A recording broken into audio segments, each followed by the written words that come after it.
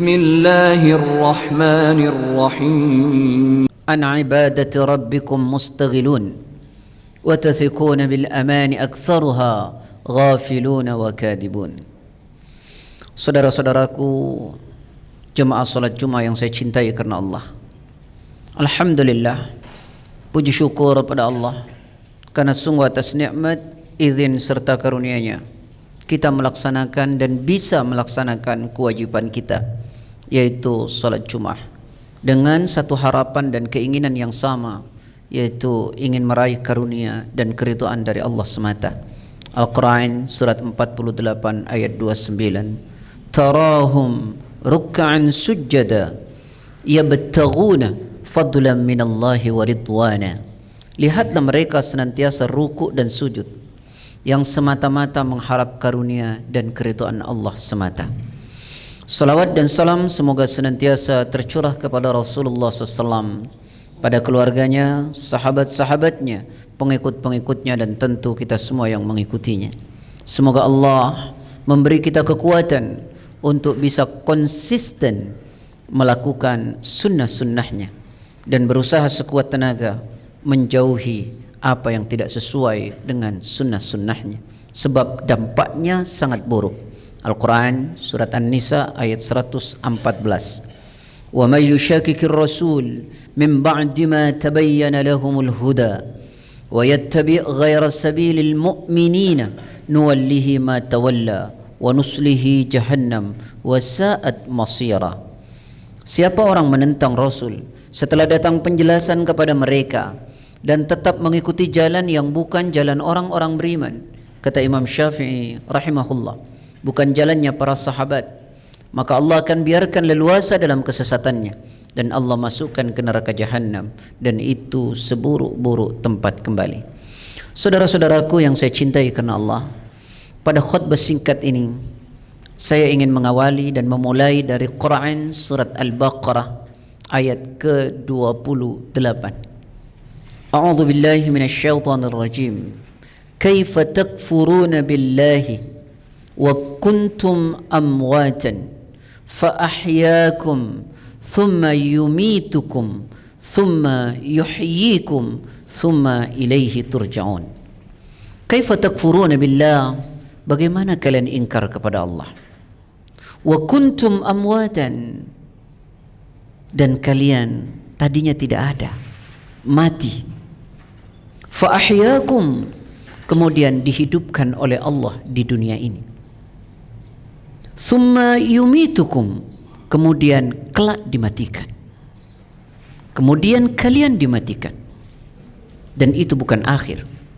Thumma yuhyikum, kemudian dihidupkan kembali oleh Allah, yaumul ba'ats. Thumma ilaihi turja'un, kemudian kepadanya lah kalian dikembalikan. Saudara-saudaraku, ini fase yang akan kita lalui sampai nanti pada pilihan neraka atau surga. Kaifa takfuruna billah, bagaimana kalian ingkar kepada Allah? Wa kuntum amwatan, kita semua tadinya tidak ada. Fa ahyaakum, kemudian kita dihidupkan oleh Allah. Mari kita pahami satu persatu. Kita dihidupkan oleh Allah. Dan berapa lama kita hidup di dunia? Al-Quran menjelaskan kepada kita betapa singkatnya kita ada di dunia ini. Al-Quran surat Al-Mu'minun surat ke-23 ayat 112 sampai 115. Qala kam labithtum fil ardi adada sinin, qalu labithna yawman aw ba'da yawm fas'alil 'adin, qala illa labithtum illa qalila law annakum kuntum ta'lamun. Qala, Allah Ta'ala berfirman, kam labithtum fil ardi adada sinin, berapa lamakah kalian tinggal di dunia ini? Berapa lamakah kalian tinggal di dunia ini? Qalu, mereka menjawab, labithna yawman aw ba'da yawm, kami tinggal di dunia ini sehari atau setengah hari. Fas'alil 'adin, kata Allah, tanyakan kepada mereka yang berhitung. yang katanya di dunia ini sehari atau setengah hari. Qala, Allah memberitahu, illa bistum illa qalila, akan tetapi kalian tinggal di dunia ini hanya sedikit, sebentar, tidak sampai setengah hari. Seandainya kalian tahu. Lalu bagaimana dalam hidup yang sangat sebentar ini? Kok kita hidup semaunya? Tidak mau patuh dengan perintah Allah dan asik dengan apa yang Allah larang. Bandingkan dengan akhirat. Kehidupan kita di dunia ini, wallahi di dunia ini tidak ada apa-apanya. Quran surat ke-22 Al-Hajj ayat 47. Wa yasta'jilunaka bil 'adzabi wa la yukhlifallahu wa'dah. Inna yawman 'inda rabbika ka'alfi sanatin mimma ta'uddun. Mereka meminta kepadamu Muhammad percepatan azab, dan Allah tidak pernah ingkar dengan janjinya. Inna yawman, sesungguhnya satu hari, inda rabbika, kelak di sisi Rabbmu di akhirat sana, ka'alfi sanatin mimma ta'uddun, laksana 1000 tahun dalam perhitunganmu di dunia. Jadi di dunia ini tidak ada apa-apanya secara kuantitas dibandingkan dengan akhirat. Lalu bagaimana kita hidup ini hanya memilih kebahagiaan dunia dengan melupakan kebahagiaan akhirat? Demi Allah, di dunia ini sangat singkat. Itu baru kuantitas. Belum lagi kita bicara soal kualitas, membandingkan dunia dengan akhirat. Kata Rasulullah SAW, dunia itu tidak lebih lebar daripada sayap seekor nyamuk. Lalu bagaimana dalam hidup ini kita menghalalkan segala cara? Bagaimana kita tidak peduli dengan aturan-aturan Allah? Dan Nabi juga mengatakan hidup ini, dunia ini tidak, bahkan lebih menjijikkan daripada bangkai seekor anak kambing yang cacat. Dan hadis ini banyak dijelaskan. Marran Nabi sallallahu alaihi wasallam bisuk, satu ketika Nabi melewati sebuah pasar. Wan nasu kana fatih, dan orang-orang waktu itu mengelilingi Nabi. Famarra bijiddin asak mayyit. Lalu Nabi melewati seekor bangkai anak kambing yang cacat, asak, telinganya kecil sebelah. Fatanawalu, lalu didekati oleh Nabi, fa akhadha bi udhuni, lalu diangkat oleh Nabi telinga anak kambing itu. Faqala, Nabi berkata kepada sahabat, atadruna, kata Nabi, atuhibbuna, apakah kalian suka, apakah kalian mau, annahu lakum bidirham, kalau bangkai kambing ini saya minta bayar kalian 1 dirham. Qalu, semua sahabat mengatakan, lah, wa ma nasna' bih, apa yang bisa kami perbuat dengan bangkai seekor kambing yang cacat? Karena tidak ada yang mau. Lalu Nabi mengatakan, atuhibbuna annahu lakum, kalau begitu bagaimana kalau saya berikan cuma-cuma bangkai kambing ini? Qalu, sahabat mengatakan, wallahi law kana hayyan kana aiban fa kaifa wa huwa mayyit. Ya Rasulullah, demi Allah, andaikan ini kambing hidup, dia cacat. Lalu bagaimana ini sudah jadi bangkai kambing, sudah jadi bangkai? Kata Nabi, kami jijik, kata mereka. Lalu Nabi mengatakan, demi Allah, dunia itu di hadapan Allah lebih menjijikkan daripada bangkai kambing ini. Lalu bagaimana kita memuliakan sesuatu yang dihinakan oleh Allah? Sudahlah hidup sebentar, dan secara kualitas dibandingkan dengan akhirat, dunia ini tidak ada apa-apanya. Renungkan Al-Quran pada surah 29 ayat 64, wa ma hadhil hayatud dunya illa lahu wa la'ib wa inna ad-daral akhirata lahiyal hayawan law kanu ya'lamun. Dan tidaklah kehidupan dunia ini hanyalah senda gurau dan permainan. Sedangkan kehidupan akhirat adalah kehidupan yang sesungguhnya. Seandainya kalian mengerti. Rasulullah sallallahu alaihi wasallam bersabda, hadis dari Ibnu Umar, kata Ibnu Umar, kana Rasulullah sallallahu alaihi wasallam akhadha bimankibi wa yaqul kun fid dunya ka'annaka gharibun aw 'abirun sabil, wa kana Ibnu Umar yaqul idza amsayta fala tantadhir as-sabah wa idza asbahta fala tantadhir al-masa khudh min sihhatika limaradik wa min hayatika limautik. Kata Ibnu Umar, satu waktu Rasulullah memegang pundakku dan beliau berkata, jadilah engkau hidup di dunia ini seperti orang asing. Kita tidak lama, kita akan kembali ke negeri kita yang sebenarnya. Aw abirun sabil, atau seperti orang yang sedang mengembara, menyeberang jalan. Ini bukan tujuan kita, tapi tujuan kita akhirat sana. Lalu Ibnu berkata, kalau engkau ada di sore hari, jangan tunggu sampai pagi untuk berbuat baik.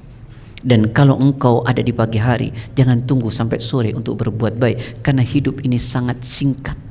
Dan perlu kita pahami, singkatnya hidup kita ini sangat menentukan untuk perjalanan panjang kita di akhirat. Saya ulangi, dunia ini singkat dan singkatnya hidup ini sangat menentukan untuk perjalanan panjang kita di akhirat.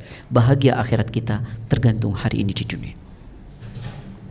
Karena itu, saudara-saudaraku, sebelum kematian datang, gunakan waktu ini sebaik-baiknya. Sebaik-baiknya. Sahabat Ali pernah berkata, menantu Rasul yang juga sepupu Rasulullah, anak dari Abu Talib, berjalur dari kakek yang sama, Abdul Muttalib. Apa kata sahabat Ali bin Abi Talib? Irtahalatid dunya mudbirah wartahalatil akhirah muqbilah ولكل واحدة منهما بنون وكونوا من أبناء الآخرة ولا تكونوا من أبناء الدنيا فإن اليوم عمل ولا حساب وغدا حساب ولا عمل. Kata sahabat Ali, irtahalatid dunya mudbira, dunia ini akan pergi tinggalkan kita. Tak ada kita hidup selama-lamanya di dunia ini. Dunia pasti akan pergi tinggalkan kita. Dan kita akan pergi tinggalkan dunia itu. Wartahalatil akhirah muqbilah, dan sedangkan akhirat itu pasti akan datang jemput kita. Dunia akan tinggalkan kita, sedangkan akhirat pasti akan datang jemput kita. Walikulli wahidatin minhuma banun, dan masing-masing keduanya, dunia dan akhirat itu punya budak. Wa kunu min abna'il akhirah, hendaklah kalian jadi budaknya akhirat. Jadi budaknya akhirat. Jadikan seluruh apa yang kita lakukan ini berorientasi bahagia akhirat.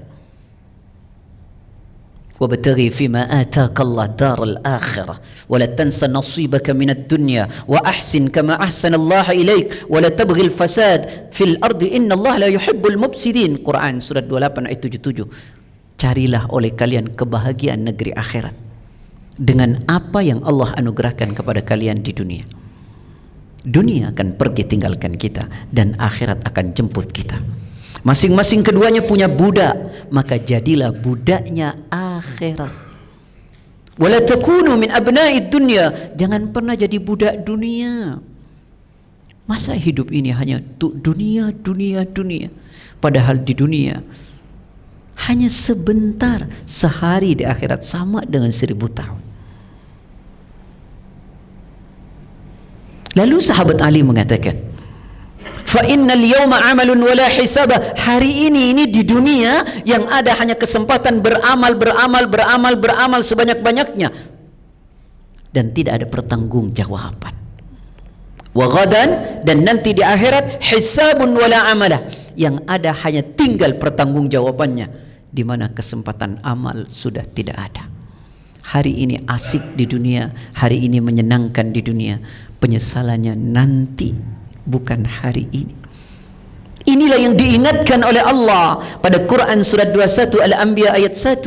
Iqtaraba lin-nasi hisabuhum wa hum fi ghaflatin mu'ridun. Sungguh telah makin dekat hari mempertanggungjawabkan amal. Tapi manusia tetap dalam keadaan lalai karena urusan dunia dan lupa dengan akhirat. Hari ini yang ada kesempatan amal, tidak ada pertanggungjawaban. Nanti di akhirat yang tersisa hanya pertanggungjawabannya, di mana kesempatan amal sudah tidak ada. Jangan sampai kita menyesal berteriak ketika kematian datang, sementara kita tak cukup dengan amal. Karena itu ketika seorang sahabat tanya kepada Rasulullah, "Ya Rasulullah, ayyul mu'minina akyas?" Ya Rasulullah, siapa sih ya Rasul orang yang paling pintar itu? Qala, Nabi mengatakan, "Aktsaruhum lil mauti dzikran wa ahsanuhum lima ba'dahu isti'dadan." Orang paling cerdas itu adalah mereka yang paling banyak mengingat kematian. Kenapa? Karena dengan mengingat kematian akan membuat kita bersemangat melakukan ibadah dan membuat kita kuat menjauhi hal-hal yang dilarang oleh Allah. Tanpa mengingat kematian, kita akan asik dengan dosa. Ada seorang ulama asal kota Basrah, Abu Ishaq, mengatakan, "Jumudul ain." Orang itu tak peka pandangannya. Min qaswatil qalb. Karena hatinya keras. Kenapa hati mereka keras? Min kasratid dunub, karena banyak dosa. Kenapa orang asik dengan dosa? Min nisyanil maut, karena dia lupa mati. Orang lupa mati akan terperangkap dengan dosa dan tidak akan ada semangat melakukan kebaikan. Mengingat kematian membuat kita bersemangat melakukan kebaikan. Dan yang kedua, kata Nabi, orang paling cerdas itu siapa? Kata Nabi adalah wa ahsanuhum lima ba'dahu isti'dadan, adalah di antara mereka yang paling baik mempersiapkan oleh-oleh untuk setelah kematiannya. Tanya ya akhwat, apa yang sudah kita siapkan? Bagaimana jika kita mati dalam keadaan tidak membawa apa-apa? Saudaraku, bagaimana kalian ingkar kepada Allah? Kalian tadinya tidak ada, lalu dihidupkan di dunia, dan di dunia sebentar, dan kemudian summa yumitukum, kemudian kalian dimatikan oleh Allah. Kita semua akan mati. Sesuatu yang pasti di dunia ini adalah kematian itu. Dan ingat, catat baik-baik, mati tidak pernah menunggu kita, tapi kita yang nunggu kapan dia datang. Saya ulangi, mati tidak pernah nunggu kita, tapi kita yang nunggu kapan dia datang, dan kita tidak tahu kapan dia datang. Quran surat 63 ayat terakhir 11. "Wala yu'akhirallahu nafsan idza jaa ajaluha wallahu khabirum bima ta'malun." Dan sekali-kali manusia tidak akan bisa menunda kematiannya apabila waktunya telah tiba, dan Allah Maha teliti dengan apa yang kalian lakukan. Dan mati juga kita tidak bisa lari. Mau kemana kita lari? Tidak akan bisa. Karena itu mati bukan karena kita sakit, bukan karena kita tua. Kalau dia sudah datang, selesai. Karena itu Al-Quran menjelaskan bahwa kita tidak bisa lari dari kematian. Surat 62 Al-Jumu'ah ayat 8. "Qul innal mauta alladhi tafirruna minhu fa innahu mulaqikum thumma turadduna ila 'alimil ghaibi wasyahada fayunabbi'ukum bima kuntum ta'malun." Katakanlah, sesungguhnya kematian yang kalian lari darinya, fa innahu mulaqikum, sesungguhnya kematian itu akan datang menemui kalian. Setelah itu apa yang terjadi? Tsumma turadduna ila alimil ghaibi wasyahada, kemudian kalian dikembalikan kepada Allah yang Maha tahu yang gaib dan yang nampak. Lalu kemudian dikabarkan kepada kalian apa yang telah kalian lakukan. Bahkan Rasulullah SAW mengatakan dalam satu hadis yang sahih dari Ibnu Mas'ud, diriwayatkan oleh Imam Bukhari, "Khatta Nabi khattan murabba'an wa khatta khattan fil wasat kharijan min wa khatta khutatan sigharan fil wasat min janibihi alladhi fil wasat faqal hadha al-insan wa hadha ajaluhu mahitan bi aw qad ahata bi wa huwa kharijun amaluhu wa hadhihi al-khutat as-sighar al-a'rad fa in akhtaw hadha nahasha wa hadha wa in akhtaw hadha nahasha wa hadha." Ana terjemahkan yang berkenaan dengan kematian saja. Rasulullah membuat garis bentuknya persegi 4. Nabi mengatakan, persegi 4 ini adalah kematian, dan manusia ada di dalam persegi 4 ini. Manusia takkan pernah bisa lari dari kematiannya. Kullu nafsin dha'iqatul maut. Setiap yang bernyawa pasti akan mati. Dan mati tidak pernah mengenal tempat. Bisa mati di mana saja. Quran surat Luqman 34. Wa ma tadri nafsun madza taksibu ghada wa ma tadri nafsun bi ayyi ardin tamut. Tidak seorang pun yang tahu dengan pasti apa yang akan dikerjakannya esok, dan tidak seorang pun yang tahu dengan pasti di bumi mana dia akan meninggal. Tentu kita ingin meninggal di tempat yang baik, di waktu yang baik, dan saat melakukan kebaikan. Tapi tanya sama diri kita, apakah kita hanya berada di tempat-tempat yang baik? Dan apakah kita sudah melewatkan waktu-waktu ini hanya untuk kebaikan? Kalau kita ingin meninggal di tempat dan waktu yang baik, sementara kita menghabiskan waktu dalam ketidakbaikan dan selalu berada di tempat yang tidak baik, itu mimpi. Ulama berkata, tarjun najah walam tasluk masalikaha, innas safinata la tajri 'alal yabas. Kalian semua berharap selamat, sukses, tapi jalan keselamatan dan kesuksesan itu tidak kalian tempuh. Sungguh perahu tak mungkin berlayar di daratan. Semoga Allah merahmati kita semua. Khutbah ini singkat, tidak mampu menghabiskan satu ayat tadi. Mudah-mudahan dua ini saja menyadarkan saya dan kita semua yang hadir di tempat ini bahwa hidup ini sementara, yang abadi adalah kematian. Dunia hanyalah media untuk meraih bahagia kita di akhirat. Semoga bermanfaat. Jika ada salah lisan ana, maafkan ana. Semua kebenaran dari Allah. A'udzubillahi minasyaitonir rajim. Wal 'asr innal insana lafi khusr illa alladhina amanu wa 'amilus salihati wa tawassaw bil haqqi wa tawassaw bis sabr. Barakallahu lakum fil Qur'anil azim wa nafa'ani wa iyyakum bil ayati wa dhikril hakim. Innahu ta'ala jawadun karim wa ra'ufur rahim.